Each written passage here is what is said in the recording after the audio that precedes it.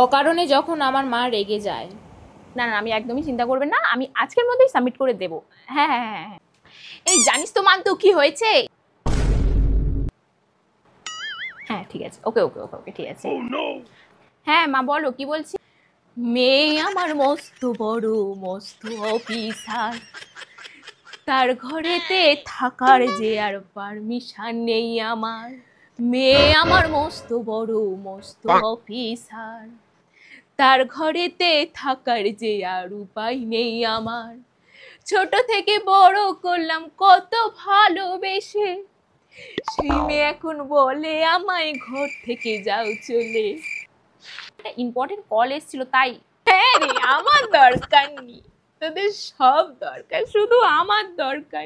থাক মা, তোরা ভালো থাক, আমার দরকার নেই, আমি থেকে কি করব বল, আমি চলে যাচ্ছি, তোরা ভালো থাক। সর্বস্ব দে, রাত থেকে দিন পর্যন্ত আমি খেটে যাব, আর তোদের আমার দরকার নেই, থাকবো নি, আমি চলে যাব, তোরা ভালো থাক, আমার তো দরকার নেই, থেকে কি করব বল। এই কদিন পর তেইরে দিবি, থেকে এখন কি করবি, তোরা ভালো থাক, তাতেই আমার ভালো, তোরা ভালো থাক।